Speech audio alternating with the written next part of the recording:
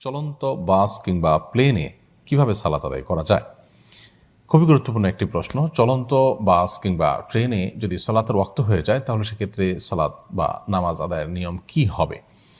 এর উত্তর আমরা বলতে চাই, প্রথমত এই ধরনের জার্নিতে যাওয়ার আগে পরিকল্পনা করা উচিত, যাতে করে নামাজ যথাযথভাবে সঠিকভাবে আমরা সাধারণ নিয়মে পড়ে যাত্রা শুরু করতে পারি এবং যাত্রা শেষে গিয়ে আবার নামাজ পড়তে পারি।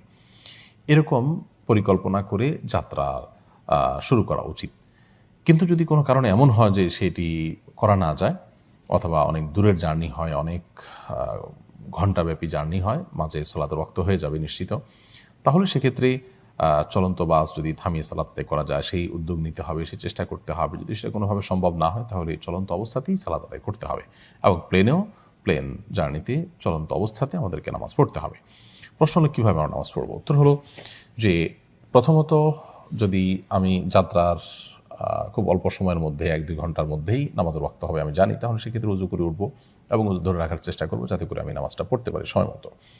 আর যদি অনেক পরে হয়, যে পর্যন্ত উজু ধরে রাখা সম্ভব নয়, তাহলে সেক্ষেত্রে আমরা বাসে হলে বাসে যদি কোনোভাবে উজু করার সুযোগ থাকে তো ভালো।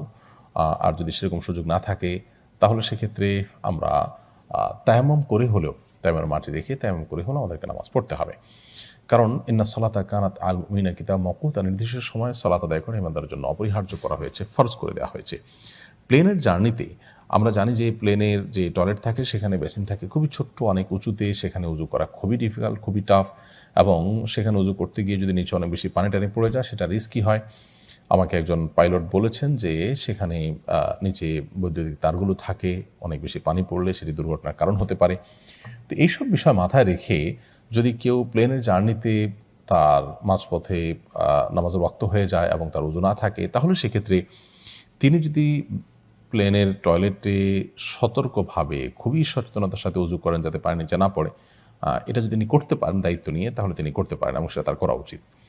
এবং নিচে 2-4 ফোঁটা পানি পড়লেও সেটা টিস্যু দিয়ে মুছে ফেলা উচিত তার, এবং এভাবে তিনি অজু করবেন। আর যদি কোনো মানুষ বৃদ্ধ হন বা তার কারো দ্বারা এত ছোট্ট বেসিনে এত উপরে আপনার অজু করাটা কঠিন হয় এবং তাতে নিচে পানি টানি পড়ে রিস্কের মধ্যে পড়ার সম্ভাবনা থাকে, তাহলে সেক্ষেত্রে তিনি তায়াম্মুমের মাটি দিয়ে তায়াম্মুম করে, এবং সেক্ষেত্রে আগে থেকে তার প্ল্যান থাকা উচিত যে তায়াম্মুমের টুকরো মাটি আমার কাছে থাকবে, প্লেন কর্তৃপক্ষ কখনো কখনো দেয়, সৌদি এয়ারলাইন্স ইত্যাদিতে পাওয়া যায়, তো সেটা নিয়ে আমরা পবিত্রতা অর্জন করে নামাজ পড়ব। কেবলামুখী হওয়ার জন্য অবশ্যই চেষ্টা করতে হবে এবং কেবলামুখী হয়েই সালাত আদায় করতে হবে। তবে সামান্য একটু এদিক সেদিক হয়ে গেলে কোনো অসুবিধা নেই, নামাজ হয়ে যাবে।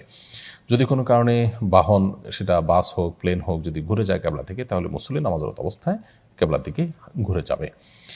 আর দাঁড়িয়ে সালাত আদায় করতে হবে। দাঁড়িয়ে সালাত আদায় করাটা ফরজ, সুস্থ স্বাভাবিক মানুষের জন্য ফরজ নামাজ দাঁড়িয়ে পড়তে হবে। অতএব দাঁড়িয়ে পড়ার চেষ্টা করতে হবে। সৌদি এয়ারলাইন্সের ফ্লাইটগুলোতে নামাজের একটা ছোট্ট জায়গা থাকে, সেখানে আদায় করা সম্ভব হয়, সহজ হয়। অন্যান্য ফ্লাইটগুলোতে সেরকম জায়গা থাকে না, সেক্ষেত্রে আপনার দরজার কাছের যে জায়গাটা সেখানে দাঁড়িয়ে খুব দ্রুততার সাথে তো ফরজ 2 রাকাত নামাজ, জোহর আসর বা এশা হলে সেটি, আর মাগরিব হলে 3 রাকাত নামাজ আমরা পড়ে নিতে পারি। অর্থাৎ মাত্র 2-3 মিনিটের মধ্যে আমরা এই কাজটা সেরে ফেলতে পারি, যাতে করে অন্যের কোনো ডিস্টার্ব না হয়, তাদের ইমার্জেন্সি ডোর খুলতে অসুবিধা হয়, তারা নিষেধ করে সেখানে নামাজ পড়তে, তাদের কোনো বাধা যেন না হয়, সেজন্য খুব অল্প সময়ের মধ্যে ফরজ নামাজটুকু আমরা পড়ে ফেলতে পারি। তো এইভাবে আমরা প্লেন এবং বাসে নামাজ আদায় করব। যদি কোনোভাবে দাঁড়ানোর সুযোগ না থাকে, যেমন বাসে দাঁড়ানো কঠিন, অনেক ক্ষেত্রে দাঁড়িয়ে নামাজ আদায় করা অনেক কঠিন, একবারে কেবলামুখী যাচ্ছে বা কেবলা বিপরীত দিকে যাচ্ছে, সেক্ষেত্রে মাঝখানে দাঁড়িয়ে হালকা কিছু দিয়ে ধরে সহযোগিতা নিয়েও নামাজ পড়া যায়, একটু হেলান দিয়ে দাঁড়িয়ে নামাজ পড়া যায়। যদি সেই সুযোগ থাকে সেই চেষ্টাই করতে হবে। যদি কারোর দ্বারা সেটা সম্ভব না হয়, বয়স্ক মানুষ, মহিলা মানুষ, কিংবা আপনার নিজের শরীর ভারসাম্য ধরে রাখতে পারবেন না, রিস্ক হতে পারে, তাহলে সেক্ষেত্রে তিনি বসে কেবলামুখী হয়ে সালাত আদায় করবেন। দাঁড়ানোর অবস্থা পড়লেন, আর রুকু সেজদাটা তিনি সিটে বসে তিনি করলেন। যদি স্বাভাবিকভাবে নামাজ পড়তে গেলে তার অসুবিধা হয়, তাহলে সেক্ষেত্রে সেভাবে নামাজ আদায় করলে তার নামাজ হবে। অর্থাৎ সর্বোচ্চ চেষ্টা থাকতে হবে পবিত্রতা, কেবলামুখী হওয়া এবং দাঁড়িয়ে যথাযথ নিয়মে রুকু সেজদা করে নামাজ আদায় করার সফর অবস্থায়। আল্লাহ আমাদেরকে তৌফিক দান করুন।